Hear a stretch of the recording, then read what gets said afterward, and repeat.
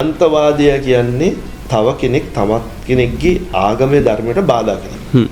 දැන් මෙතන අද තොප්පියකුයි රයිට් රැවුලක් වවල මං අද ආවනම් සමාජයේ මාධ්‍ය බලන්නේ මුස්ලිම් කාන්තාවක් අනෙක් දෙමළ සිංහල ක්‍රිස්තියානි කාන්තාවන් අඳින විදියයි අපේ කාන්තාවන් අඳින විදියේ වෙනසක් තියෙනවා.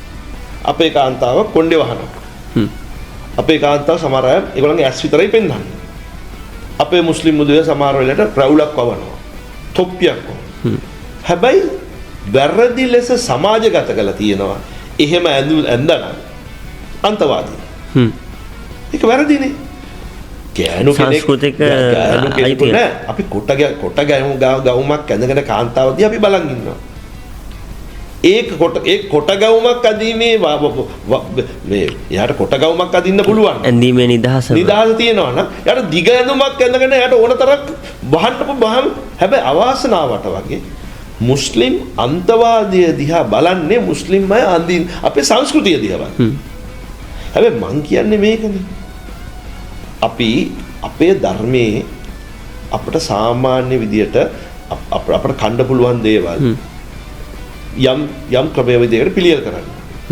කියන්නේ අපේ සංස්කෘතිය ගැන නොදැන උදවිය හුඟක් අවස්ථාවලදී අපි මේ අන්තවාදී හැටියට සැලකන්නේ.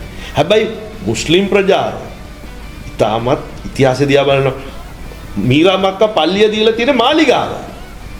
අපි කවදාවත් මේ රටේ බිම්මංගලක දිල්ලලා තියෙනවා.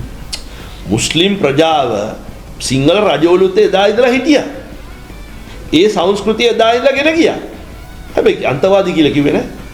මේ හරාන්ගේ සිදුවීම ඒ කාලකන්ණි වැඩේ 10 දෙනෙක් 15 කරන්නේ මුළු මුස්ලිම් ප්‍රජාව ඉවර කළා දැන්. දැන් මම දකින්නේ මට මුස්ලිම්ද සිංහල දෙමළ කියලා අදාළ නෑ. හැබැයි අපේ සංස්කෘතිය දිහා බලනකොට ආයෙ බය වෙනවා. ඒ කියන්නේ රවුලයි තොප්පියක් දාලා යම් තැනකට යනවා. ඇයි අනිත් අය එහෙම අඳින්නේ නැහැ. කාන්තාවක් දිහා බලන මුස්ලිම් කාන්තාවක් අඳින එකයි අනෙකුත් කාන්තාවන් අඳින විදිහ වෙනස්. ඒ දින ඉබේම සමාජය වපරය ඒක වෙනස් කරන්න තමුනාන්සලා වගේ උදව්. ඒ කියන්නේ අන්තවාදය කියන්නේ කෙනෙක් අඳින කන දෙය දිහා බලලා අන්තවාදී කියන්නේ තව කෙනෙක් තව ආගමකට ධර්මයට බලපෑම් කරනවා. මම හිතන්නේ සමස්තයක් වශයෙන් මුස්ලිම් ප්‍රජාව එහෙම දෙයක් කර දැන් මම සංචාරක නියෝජ්‍යවති ඉන්න කාලේ මාලිගාවට වතුර බෙදුවේ මගේ ප්‍රධානත්වයෙන්. මම දේශපාලනයකට අස්කිරීතේ මල්වත්ත මානයක ආමතුරුගේ ආශිර්වාදය ලැබුණා. මම විශාල මට උදව් කරා. මම මාලිගාවත් එක්ක විශාල සම්බන්ධතාවයක් තිබුණා. මම ආඩම්බරයෙන් කියනවා මම මහනුවර ජනතාව සිංහල බෞද්ධ ජනතාව විශාල ප්‍රමාණයක් තමයි මට ඡන්ද දෙන්නේ. මුස්ලිම් ප්‍රජාවටත් වඩා. මම ආඩම්බරයෙන් කියන්නේ හේතුව සුළු ජාතිකයෙකුට දේශපාලන ගමනක් යන්න ඕන නම් මහජාතීය ආශිර්වාදය ලබා ගන්න නැතුව යන්න බෑ.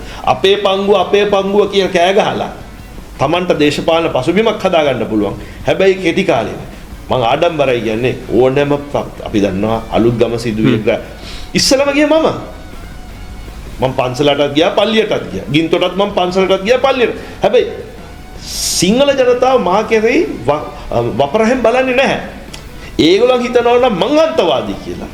ඒගොල්ලෝ මම ආශිර්වාදය කරන්නේ නැහැ. හැබැයි අවාසනාවට වගේ ලංකාවේ සුළු ජාතික දේශපාලඥයෝ රටේ පංගුවට වඩා බොහෝ අවස්ථාවලදී කතා කරන්නේ ඒගොල්ලන්ගේ පංගුව ගැන. හැයි ඒගොල්ලන්ගේ පැවැත්ම තියෙන්නේ ඒගොල්ලන්ගේ ජාතිය ඡන්ද මත පමණයි. මං කියන්නේ දේශපාලනය කියන්නේ සමස්ත ලාංකික ජනතාවගේ ආශිර්වාදය ලබා ගන්න පුළුවන් නම් එයා හොඳ දේශපාලනයක්.